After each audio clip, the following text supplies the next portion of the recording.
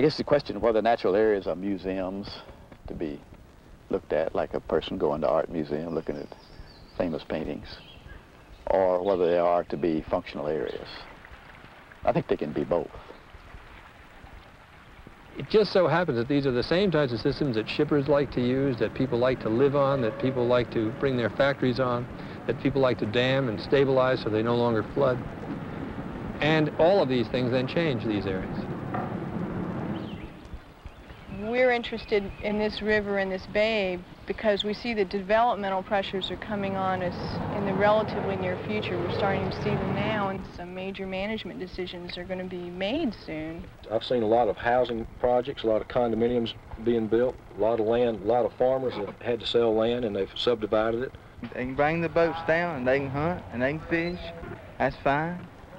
But they need to put the boats back on the trailer and go back home. We don't need no condominiums up there. We don't need no farms up there. That needs to be for this right here, because that river feeds the bay. Without the river, the bay can't survive. It's going to come. There will be new industry. There will be a lot of people living here someday.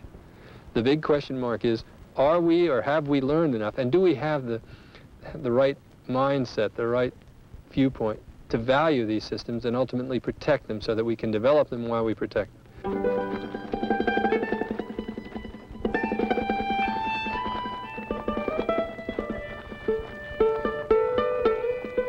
I saw a lot of things, a lot of areas around Boston, Massachusetts, where I was brought up, destroyed. I saw a way of life that I liked destroyed.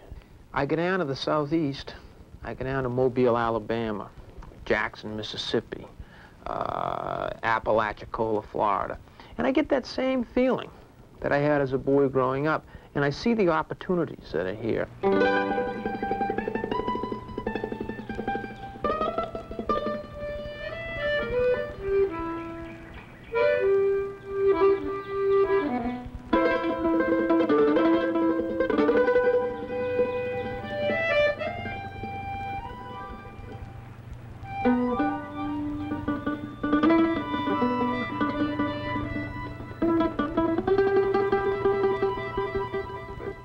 The Southeast has something like 45% of all the wetlands in this country. A wetland to the flat coastal plain country has the same value to leave as open space as the mountains do of the West. 15% of the Southeast is classified in some part of wetland. A lot of that has already been gone.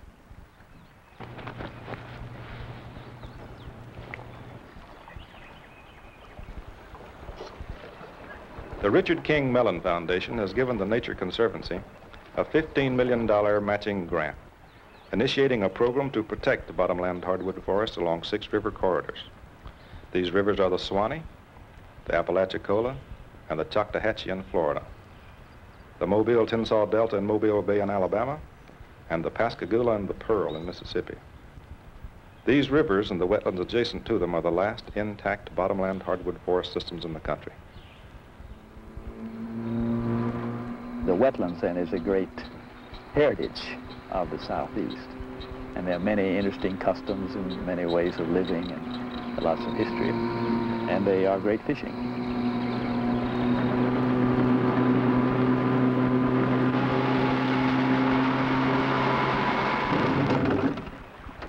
Look yonder. Got fish on every one of these.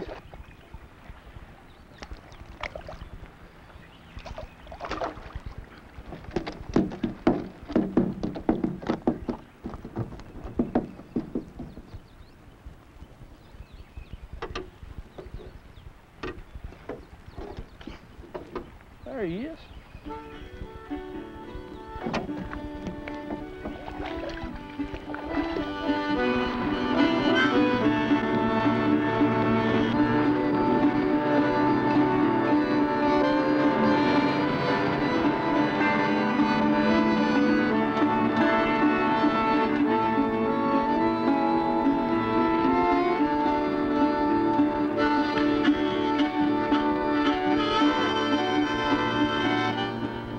In the spring, the waters rise up and wash over the floodplain. When the water recedes, it brings with it leaves and other organic matter, which is then carried downriver. Scientists believe that this seasonal flooding functions to make these wetlands amongst the most productive natural systems in the world. You can see a vast area of floodplain which is densely forested with bottomland hardwood species, primarily tupelo and cypress, and a number of oaks, sweet gum, some maples, elm, American elm, water hickory.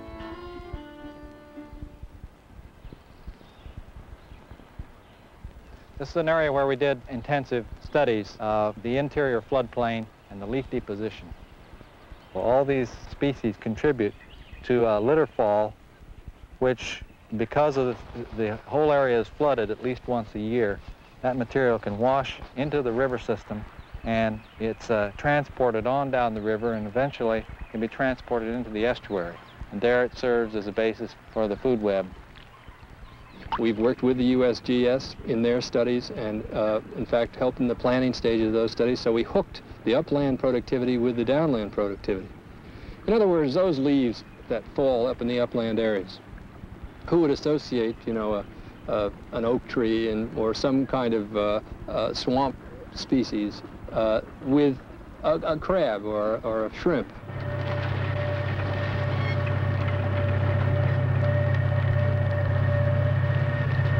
To do good in a place, you got to know where to go look for it. Your shrimp come out of the rivers, you know. They breed way up in the rivers, and they come out. And that's one thing you look for, too. Usually a lot of times you try to work around them rivers where they're coming out.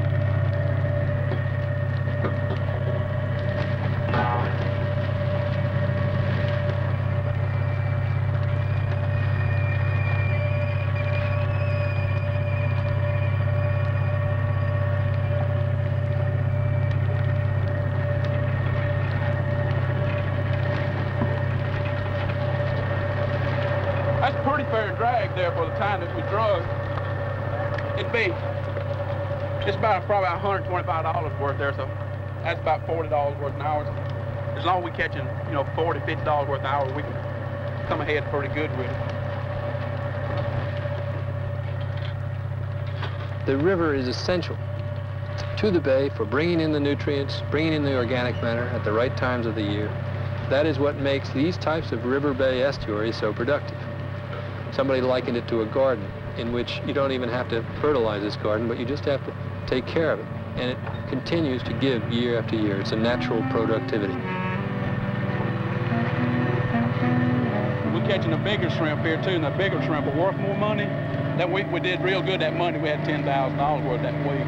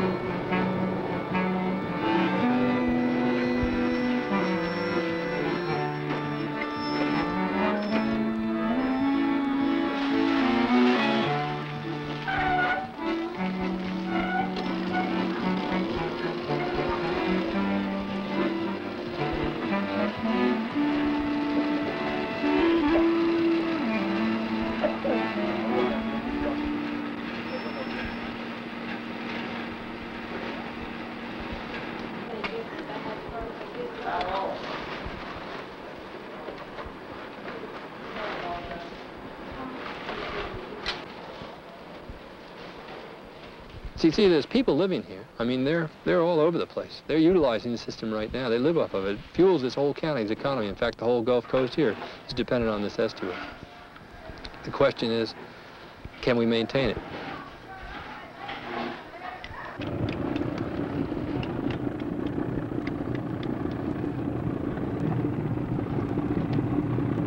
We're right in what is known as the East Hole bed here.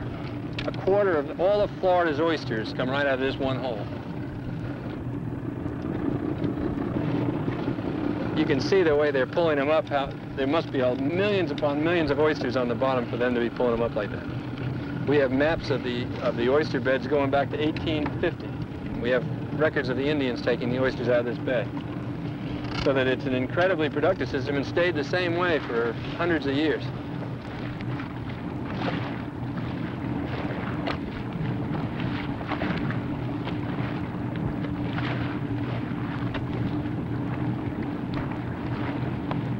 Their culture is the open river, living with the rhythms of this particular type of system, utilizing this system, living off of it and living with it at the same time.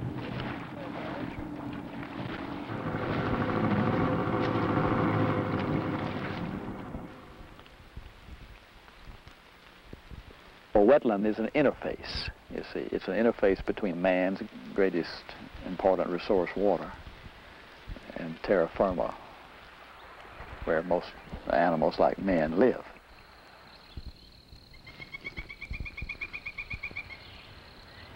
Well, there are many species that thrive in its habitats, the ecological principle known as edge effect. And that all that edge is great wildlife country. Turtles, fox, alligators, frogs, birds. And that ibis over there, see, finds just his level. You see, his bill will only allow him to probe about 5 inches or 4 inches. Any water deeper than that, he cannot find any food in. So he works right along the margin there. He's presumably looking for small things like crawfish or small things that live in the sediments. He's not fishing. That's not a fishing bird. The osprey we saw earlier needs deeper water. And of course he must dive into the water and catch fish.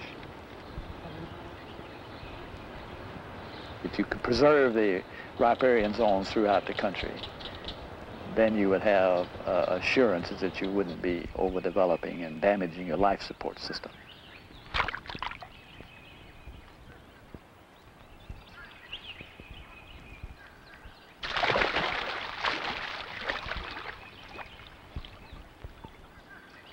So we say that wetlands have great value for the life support system.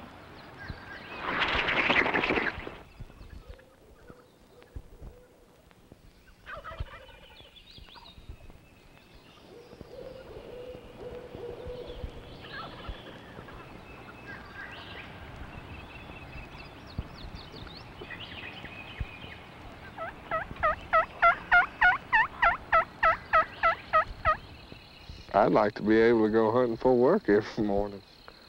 You know, these guys that work around here or work in Montgomery, hell, they can be turkey hunting in 20 minutes. That's living.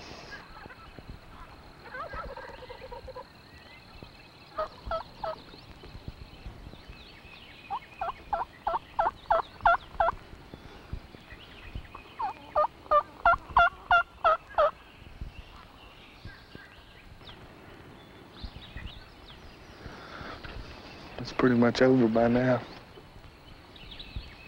If those turkeys had flown our way, we could have killed one and been on the way back to work and made it work at 8 o'clock. Oh, this is a beautiful spot. You know, you heard 2 turkeys there, 1 farther on. You heard 3 or 4 gobbling over there. It's nice and noisy. Now you like the woods waking up in the morning. Pretty good.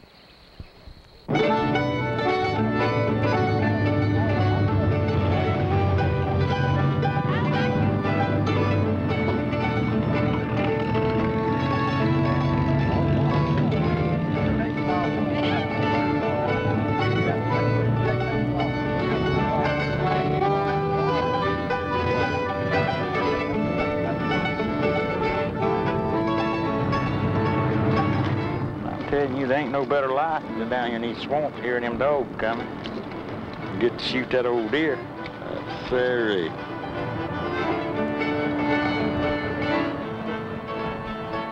Well, a bunch of roads cut off in there. But where I cut off in there was the dog. Standards come all the way down here and start standing this road and come around here, and it's another road around this other side of that head.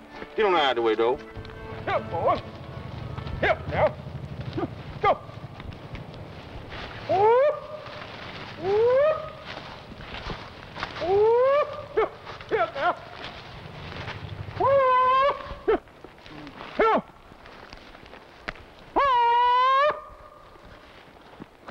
Whoop! Get out, Blue! Get out, Blue! Whoop!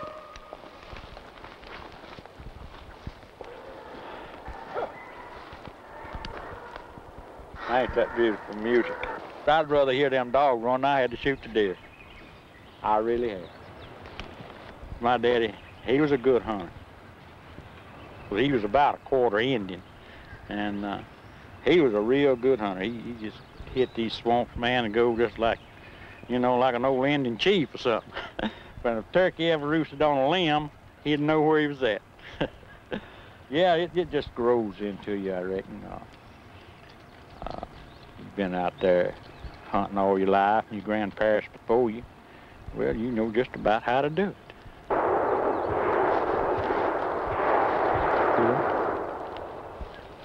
Man, I hear somebody is really putting it on, ain't they? There he goes, he's still putting it on. Yes, sir. He was a little too far from me. Yeah, we got him up out there. I didn't see him forward That's what you done, boy. You get out here in these woods and with a bunch of fellas you like to hunt with, and it just enjoyable. Well, it already is in your blood, you know, being in the woods. Now you put me in the city, I'll go crazy to a lunatic. As long as I'm out here, I'm satisfied.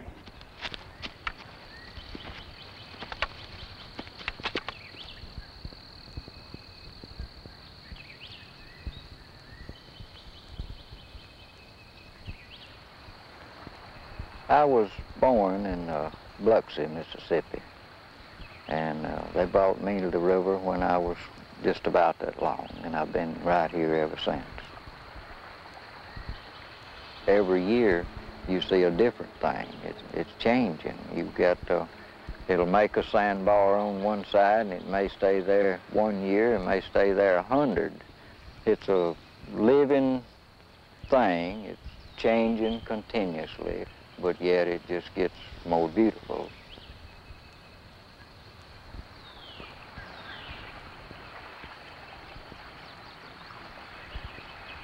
If I had all the money in the world to travel, I'd do it in this river swamp.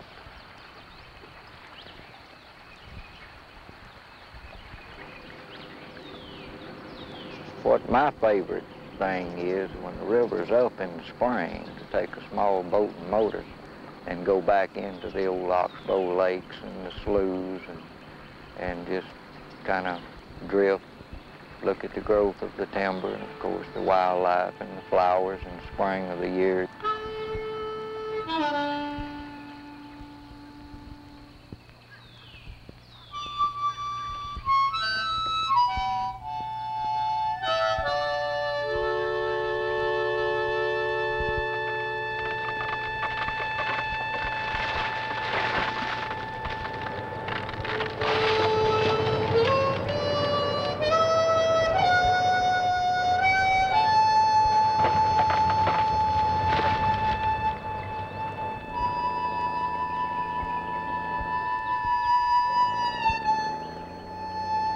I say about 3 to 5 acres a day is what we average.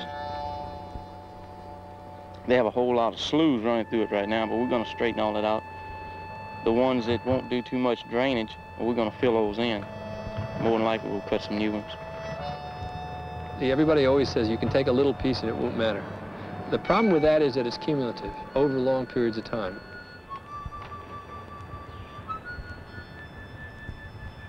Everybody says the same thing. We're only going to take a little piece. But as you take more little pieces, it adds up. And sometimes a little piece in a critical area can change the entire system. It can happen anywhere. In fact, it will happen here. It's happening in South Florida. It's going to happen in North Florida if we aren't careful. It can happen anywhere.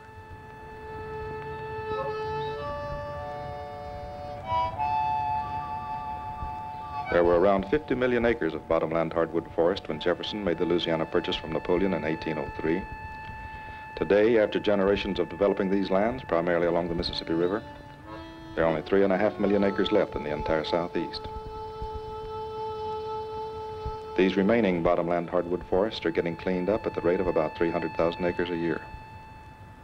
So it's conceivable by 1990, this whole system, which once covered, you know, the whole southeastern part of the country, a good quarter of the country, is going to be gone. Totally, completely gone. And with it, everything, all the wildlife, all the vegetation, all of the natural systems that it supported, that to me is a scary figure.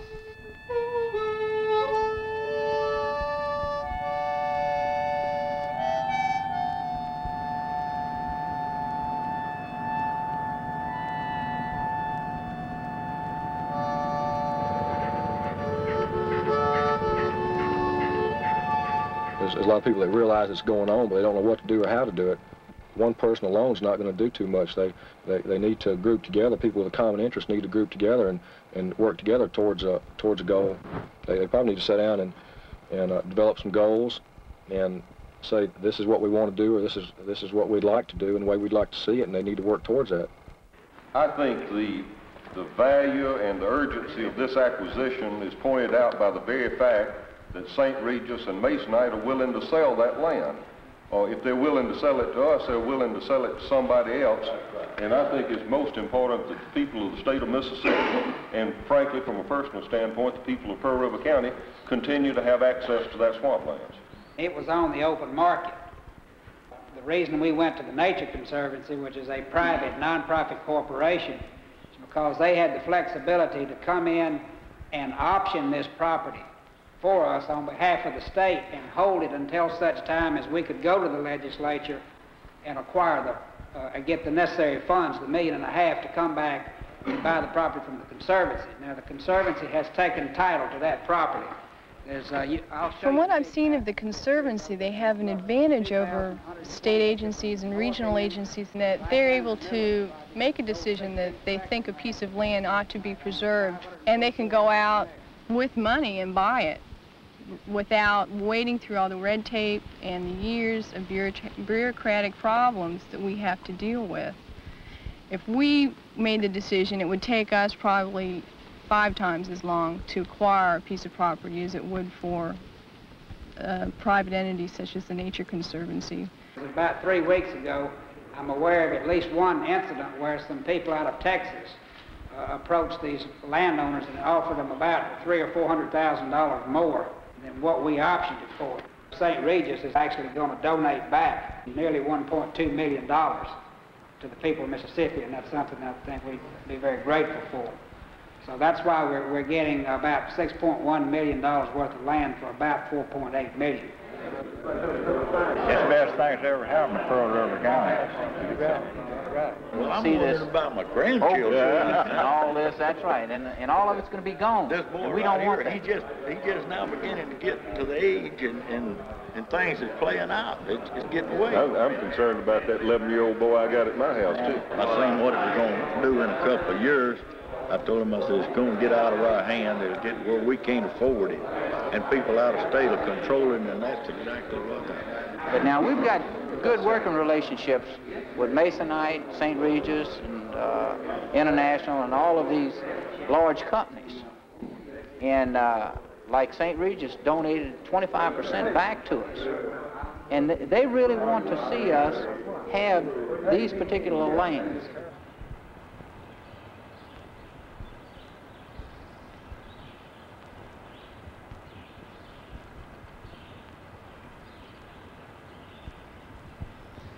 We don't recommend going out and slaughtering a hardwood forest. You know, it makes us sick to the heart to go do that. Now, if you buy a tract and he sells it clear cut, well, naturally, you're going to clear cut it. But truthfully, we much rather pick through it and get the big good ones and leave all the medium and small size ones there, and which we try to encourage the landowners to do, and most of them are going to that. We do some of everything in the hardwood line. We rough cut all types of hardwood. It's very compatible to the wildlife and nature and hunting and recreation and sports. That's the beauty of the bottomland hardwood, is they can have so many uses and still be preserved.